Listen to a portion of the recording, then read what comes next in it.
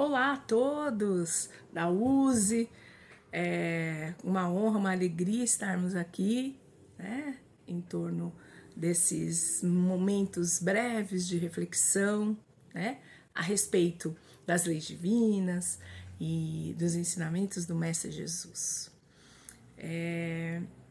Quero aqui primeiramente agradecer o convite, a confiança e pedir a Jesus que esteja aqui conosco nesse instante, que a espiritualidade amiga possa nos inspirar para que esses ensinamentos possam tocar todos os nossos corações, não somente os vossos, como o meu também, porque afinal estamos todos aqui na mesma jangada, né? Essa jangada chamada Terra, maravilhosa, esse planeta que está nos auxiliando na redenção desses nossos espíritos e na nossa melhora, né? Meus queridos, aliás, amigos, né? Hoje nós vamos falar de um tema que geralmente causa bastante, assim, furor, dúvida entre todos nós, né? Porque ainda somos pequeninos, ainda nos desequilibramos muito em torno das ações que cometemos, que realizamos, na verdade, né? E ficamos ali sempre em dúvida, mas isso é recíproco, né? Porque não é porque eu estou aqui com essa oportunidade de conversar que nós já somos seres de alta iluminação e estamos aí realizando tudo com grande perfeição. Não se trata disso, né? Mas é agindo que vamos aprendendo, é fazendo que vamos melhorando, né? E não a melhora vem para depois a gente fazer. Então, o tema de hoje, então, não sei se vocês já sabem, é um tema que vai falar sobre o gozo dos bens materiais. Gozo dos bens materiais. A gente fica sempre aí confuso, como se ter bens materiais fosse algo errado, né? Como se os bons sentimentos de humildade, de caridade, de abnegação só saíssem, né? Só fluíssem das provas sem os bens materiais, né? Espiritualidade nos conta, né? Conta a todos nós que que as provas tanto da riqueza quanto da pobreza têm finalidade própria, né?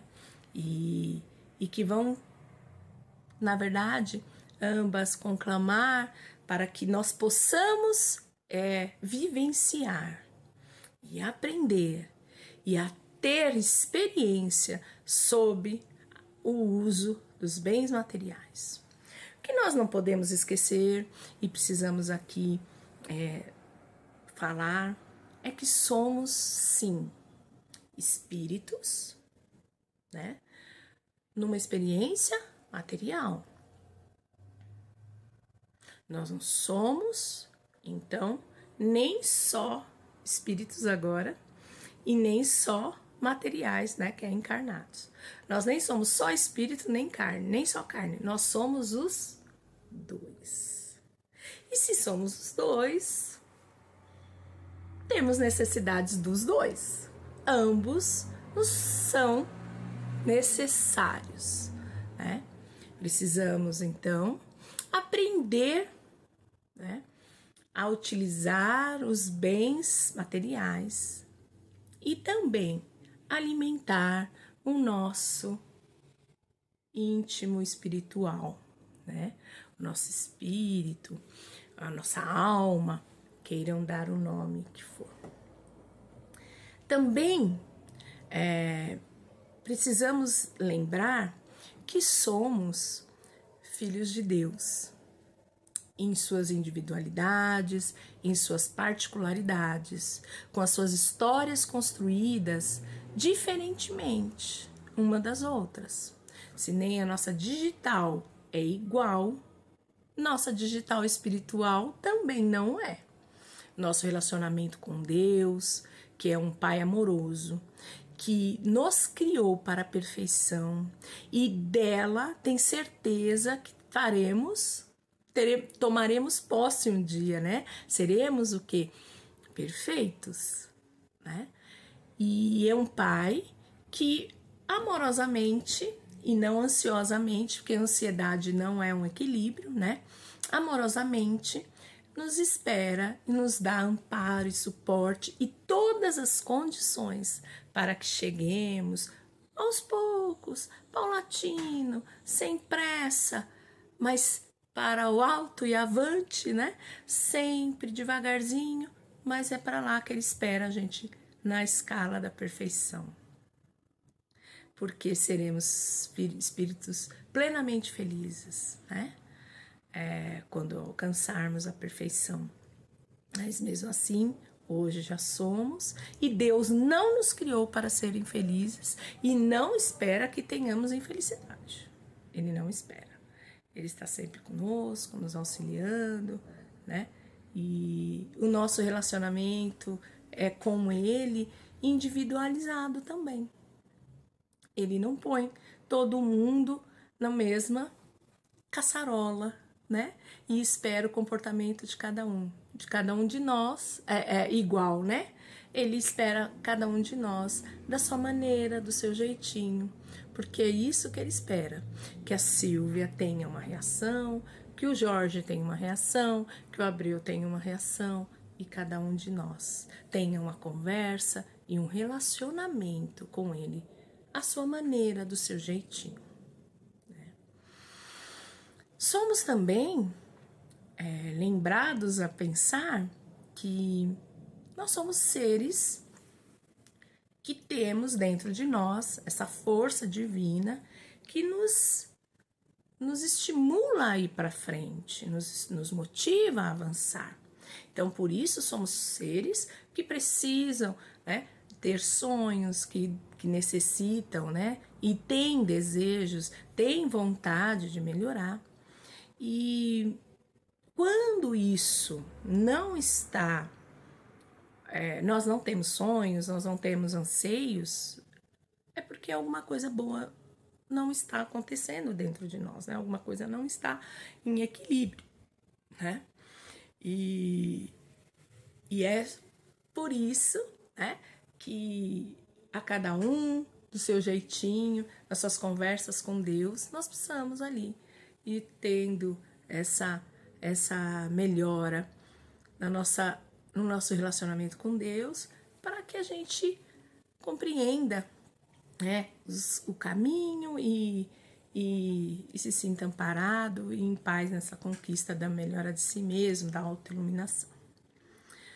Então a espiritualidade nos diz uma coisa que eu quero pensar antes convosco, né, com todos vocês, que existe a prova da riqueza e que ela tem um objetivo em si. Apesar de parecer-nos que ela é mais fácil, porque ela pode nos conclamar com facilidade a execução de alguns sentimentos inferiores, né, em nós, porque nós temos ainda, né? Quem de nós ainda não tem uma preguiça? Quem de nós ainda não tem uma vaidade exagerada? Quem de nós, né? Todos nós temos. Então, quando a gente olha assim no primeiro relance a riqueza, a gente vê só as condições de mostrar o melhor carro, de mostrar a melhor casa, de dar asas aos nossos sentimentos de orgulho e vaidade, entre outros, né?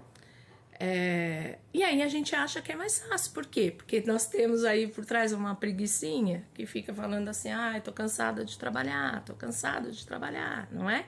Porque não está considerando o trabalho como uma lei divina, porque ele é, e é altamente estimulador das nossas potencialidades e do nosso equilíbrio interno, da nossa autorregulação de amor, né? Enfim, mas a prova da riqueza, ela tem em si, né, como é que se diz, o intuito de fazer com que o indivíduo que está passando por essa experiência vivencie, por exemplo, situações em que possa superar a avareza, o egoísmo, o orgulho, né? O apego. Então, ela é em si incitada para nos auxiliar a superar esses maus, aliás, esses sentimentos imperfeitos, né? Porque à medida que ela nos leva a vivenciar situações onde vai ampliar as condições de sermos mais caridoso, mais abnegado, né? de conseguirmos nos colocar no lugar do outro com as situações de necessidade física e tentarmos estimular a melhora coletiva, ela vai nos elevar bastante. Então, a prova da riqueza, ela não está aí para satisfazer as nossas necessidades íntimas. Ela está para desenvolver nossa melhora espiritual, então, através da melhora coletiva, na maioria das vezes. Porque sim, a prova da riqueza vai proporcionar, por exemplo, que a gente possa ofertar, né, a pessoa, né, que está nessa prova, ofertar oportunidades de melhora de trabalho, de crescimento, né, do outro, ofertando trabalho, de melhora da cura de doenças através de investimento em vacinas, como é que fala, em pesquisas, né, na melhora da nossa comunicação, né, porque se cada um fosse ficar pensando só, não, eu quero o melhor celular, mas ninguém investiu na melhora do celular, nós não estaríamos com o celular aqui hoje, né?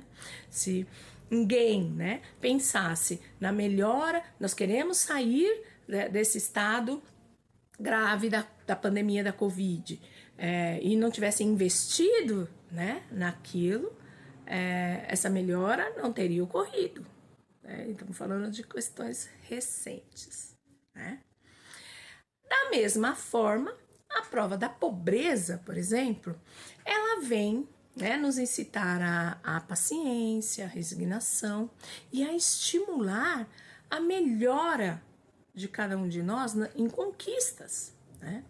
Porque sim, às vezes podemos estar acomodados, né, doentes da preguiça, doentes da acomodação, e ela vai nos incitar a procurar pela própria necessidade de autopreservação, de crescimento, da lei de conservação, né, de nos mantermos vivos, né. E aí os sonhos para nós, né, que não estamos, para mim, né, que não estou experimentando a prova da riqueza, né, a gente fica o quê? Estimulado sempre a ter algo, né, a querer algo, né. E as pessoas falam, é errado, Silvia, querer ter um carro, querer ter um bom celular que atenda às minhas necessidades, é errado querer ter uma casa para passear na praia. Não, gente, nada disso está errado. Conquistado de forma honesta, em equilíbrio, através das suas forças, com o amparo sempre de Deus, né, com as suas mãos, porque durante esse projeto de trabalho, esse trabalho vai fazer muito bem pra gente, né, essa conquista, né. O que nós não podemos é passar do necessário, que é o que os espíritos dizem. Então, eu só serei feliz quando eu tiver uma Ferrari. Então a gente precisa avaliar. Eu preciso de um carro. É bom que ele não quebre toda hora, porque é um transtorno, né? É bom que seja um carro bom, que possa me levar, me trazer, me deixar em segurança. É ótimo, né? Mas será que nós precisamos de um carro caríssimo? Será que todo o nosso esforço precisa estar lá? Eu não vou julgar quem o tem, Porque eu não estou na prova da riqueza. E na prova da riqueza, talvez tenham contextos que a gente nem sonha, né? A gente pode tirar uma ideia, né, de que às vezes o meio exige algo de nós. Mas hoje, na minha condição, eu batalhar e fazer tudo e criar, por exemplo, situações, me comprometer com dívidas, com pessoas, com cargos, né? Ultrapassando o limite do respeito ali para conseguir um cargo, para eu um dia ter uma Ferrari, não faz o menor sentido, né? Não tem o menor sentido, né? É sempre importante a gente lembrar que precisamos sempre, quando se tratar do uso dos bens materiais e também das conquistas espirituais, termos sempre equilíbrio. Então, eu não posso fazer tudo só para usufruir dos bens materiais, esquecendo do meu lado espiritual, e nem só querer cuidar do lado espiritual e em detrimento das minhas necessidades materiais. Então, eu vou entrar no estado de meditação, né? E ficar lá enclausurada, em meditação, tô tratando, tô fazendo bem pro meu espírito, mas o meu corpo não tá cumprindo a função dele, né? Meu trabalho em sociedade, né? Porque a lei da sociedade também é uma lei divina, né? Essa vivência em sociedade não está sendo cumprida. Então, nem tanto ao mar, nem tanto à terra, né? Como fala? É isso, né? Só céu, tanto ao mar. Acho que é um dessas parábolazinhas, né? É importante que a gente procure, então, sempre compreender a necessidade do equilíbrio em tudo que formos fazer. E aí, propriamente aqui no Livro dos Espíritos, né? Essa é a minha versão, né? Eu tenho uma mais antiga, bem antiga, mas aí fiquei um pouco de vergonha, porque a vaidade, né? Um pouco de vergonha de mostrar a vocês. Tô brincando. É mais fácil de manusear esses, pra mim, em espiral, eu acho. Olha só o que Kardec pergunta na questão 711. O uso dos bens da terra é um direito para todos os homens? E os espíritos respondem: esse direito é a consequência da necessidade de viver. Deus não pode ter imposto um dever sem haver dado os meios de o satisfazer. Sim, Ele nos colocou nessa oportunidade de vivência aqui no corpo físico, né? Nesse corpo material. Ele nos dá o suporte.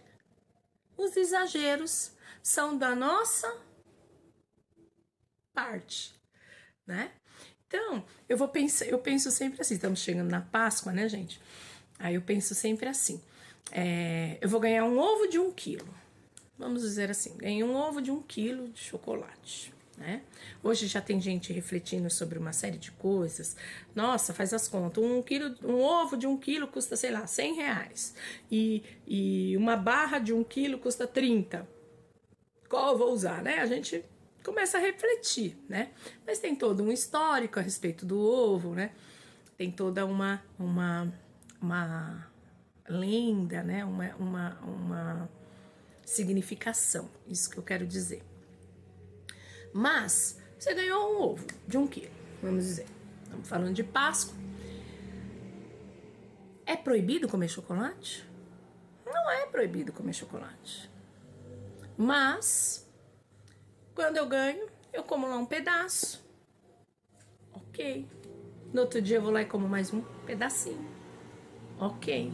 Mas em geral o que a gente faz? Como diz no popular, enfia o pé na jaca, né? A gente come meio ovo ou quiçá o ovo todo. E isso denota com clareza que não estamos bem. De que estamos em exagero. E o exagero vai sim causar-nos muito mal-estar íntimo. E nesse caso, mal-estar no nosso intestino, né, pessoal? E são questões simples. É errado fazer consumo de alguns alimentos, e eu não vou dizer aqui, cada um vai usar na sua própria vivência. Não. O problema é que a gente senta e faz, né, o exagero. É errado ter uma bolsa de 100 mil reais. Para mim, hoje não é necessário. O que eu vou carregar, né, uma de 50, de 100, já é suficiente. É assim, né? E outras que nós mesmos fazemos, o pessoal aí da customização, que faz bolsas de todos os tipos. É isso. Nós precisamos pesar para nós. Também não ficar muito olhando, né? Porque como a gente conversou aqui, somos individuais. Não adianta ficar olhando o outro. Nossa, comprou um carro de 2 milhões de dólares. Então, a história é dele. Né? O equilíbrio que nós temos que buscar não é o equilíbrio dele, é o meu equilíbrio. O que é bom para mim. É sobre esse aspecto que temos que começar. Aliás, já passamos da hora de olhar. Né? Uma outra questão que ele faz aqui é: com que objetivo Deus ligou um atrativo? Essa é uma das perguntas que eu mais gosto. Aos gozos dos bens materiais. Ligou atrativo, deixou da hora, deixou gostoso. Eu sou professora, né? Então eu falo da hora, gostoso, top. Aí os espíritos respondem, ó, para exercitar o homem ao cumprimento da sua missão e também para provar pela tentação. Olha que interessante, ele deixa atrativo. A gente tem vontade de usar, né? Porque senão a gente também não luta, não vai. Porque para Deus o importante não é a gente comer o ovo de Páscoa.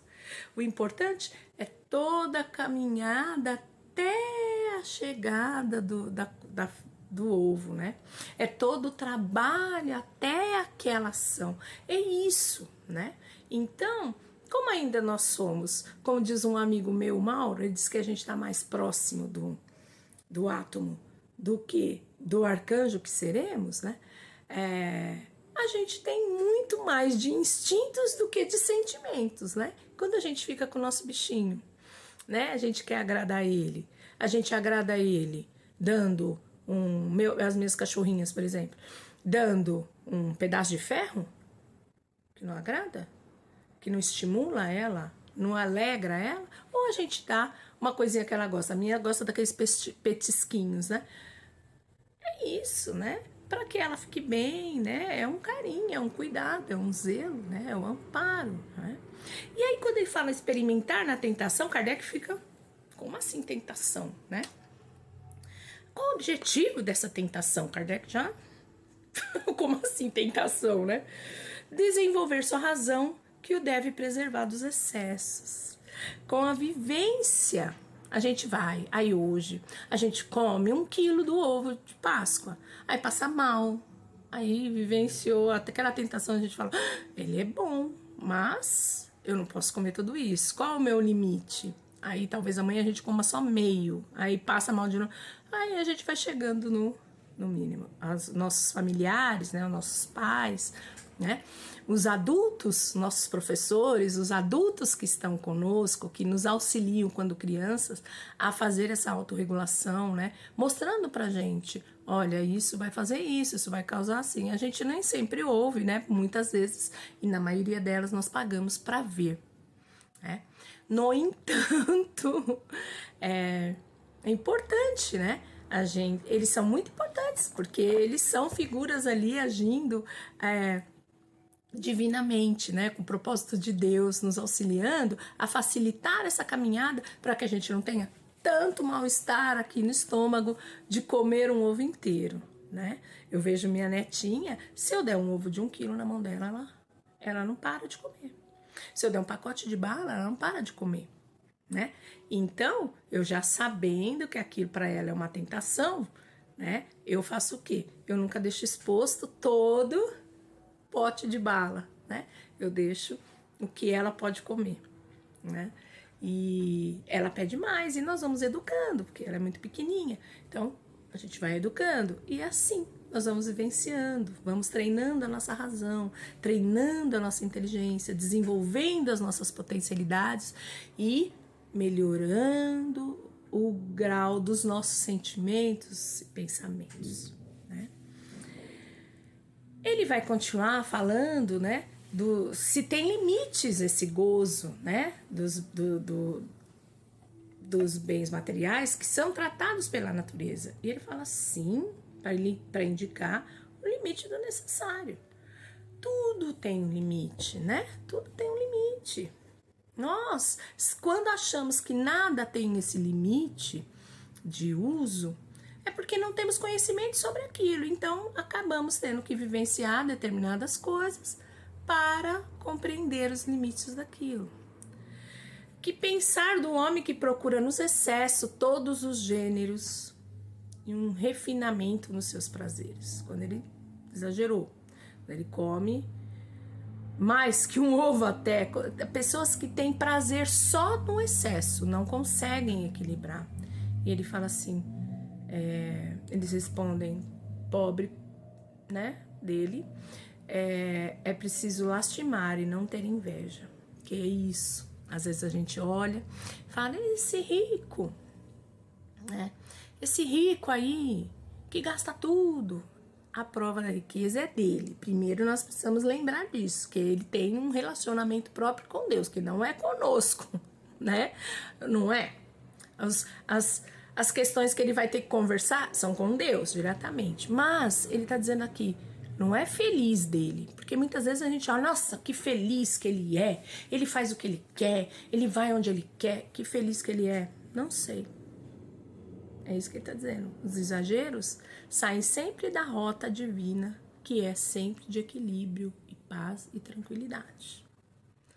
Tá? Enfim, meus amigos, fiquemos então atentos, né, aos sinais que as nossas próprias atitudes diante desse uso dos bens materiais vão indicar se estamos melhorando, se não estamos melhorando, né? E também não façamos o uso do julgamento das provas alheias, né? Façamos o que podemos para auxiliar, né? E se não podemos auxiliar, minimamente oremos e saiamos, né? Porque não adianta ficar ali. Você é isso, você é aquilo. Não se deve fazer isso. Pode se orientar, mas julgar nunca, né? E pensamos sempre a Jesus que nos auxilia a entender essas coisas, a entender o nosso íntimo e a melhorar, né? Eu particularmente hoje quero agradecer muito a espiritualidade que me assessorou aqui nessa explanação. Confesso, sempre fico um pouco ansiosa para falar em vídeo, apesar de eu ser muito faladeira, né, e ser professora, mas a gente fica, né, eu agradeço, agradeço aos amigos pelo convite, né, parabenizo a todos nós que todos os dias tentamos ser melhores, né, mas todo dia cometemos erros, porque tá lá na missão dos espíritas, né, no Evangelho, como se reconhece o verdadeiro espírita pela, né, vontade de melhorar todos os dias, né, de seguir em frente, né. E eu quero encerrar aqui hoje com uma canção que eu gosto muito do Gonzaguinha, uma canção de esperança, pra gente não ficar aí triste, achando que a gente não pode usar não vou ter mais nada, eu não vou ter casa na praia porque é errado. E não se trata disso. Trata-se sempre do equilíbrio, né? Da harmonia das nossas ações, não é verdade? E eu quero cantar porque essa é uma música de muita esperança, toca bastante sempre o meu coração. E eu espero que todos fiquem com Deus e que sintam nessa canção essa harmonia gostosa da paz e da tranquilidade, que é estarmos em busca da luz. Ontem um menino